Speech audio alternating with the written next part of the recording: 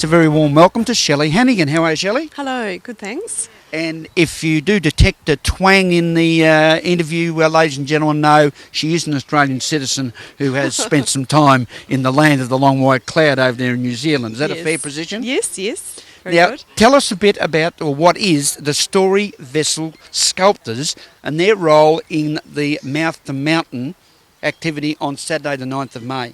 Okay, the story vessels have been made. They probably started about this time last year. There's been a sculptor selected to represent each of the 12 wards of the City of Greater Geelong.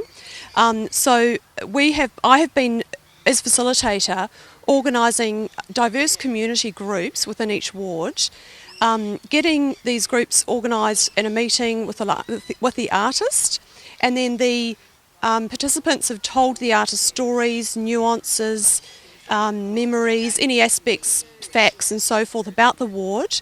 The artist has taken that information and used that to design a sculpture. The sculptures are round about a metre high. They go on a plinth which is a metre high by 40 by 40 centimetres. So they've had a small grant to make that story vessel sculpture. And then part of the process has also been to come back to the community and check that it's a good representation of the ward according to the stories they've been told. Also, the story vessels have to hold a torpedo bottle. So on the 9th of May at Barwon Heads, my job is to set up the exhibition of the story vessels down there. The torpedo bottles will all be lifted out of the story vessels and water will be scooped out of the Barwon into the Barwon River Sea entrance there, and then that water will be carried via relay throughout the day up to the Yuyangs, and it starts with the kayakers.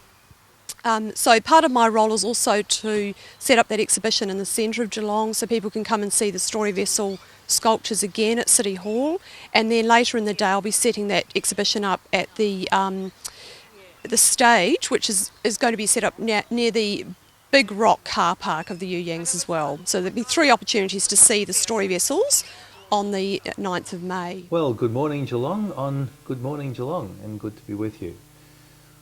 When I was younger, so much younger than today, in fact when I was a little kid, I remember my mother telling me that when she had been a young girl, that you go to the show, the Royal Melbourne show, the agricultural show, and the show bags, or sample bags as they were originally called, were in fact just that. They were samples that were given out for free by various manufacturers and companies as a means of advertising.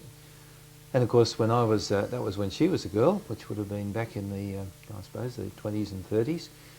When I was of a similar age in the 50s, well, you had to start to pay for them, and they were about 2 and 6 or 25 cents by today's standards. Now, I haven't been to the show for many years, but I think people can be paying $5, $6, $7 or $8 to get a lot of little mini samples of things which they would probably never buy in a fit from various companies. And it's become, perhaps over the last 20, 25 years, a very lucrative way of not for companies to advertise, but just to generate even further income. The idea of companies giving things away seems to have gone out with the pixies, and it just occurred to me recently that when people are looking at the global economic crisis, and I'm no finance expert, but I suppose I deal a lot with human nature, but one of the things which I think is probably very much at the heart of so much of what we're going through at the moment is that old word, greed, that somehow or other everything has got a price tag on it. I must admit I was not all that impressed, and there may be more to the story than meets the eye, but a story in the Advertiser this week that the Wiggles are charging up to $80 to access a new website. Knowing how demanding little kids can be, and knowing how little kids have no idea of the value of money, but particularly pertinent to perhaps little kids in prep or 1 or even preschoolers, which the Wiggles appeal to, the sort of pressure that parents will be under to access a website, for goodness sake, at that sort of cost is quite extraordinary. And you wonder, this is all advertising that we're paying for.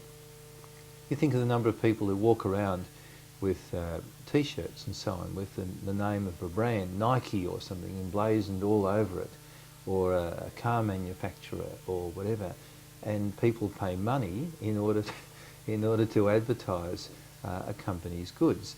I suppose it's canny marketing from one perspective, and maybe we're foolish to be sucked in by it, but you wonder whether it's all an indication of greed on so many levels.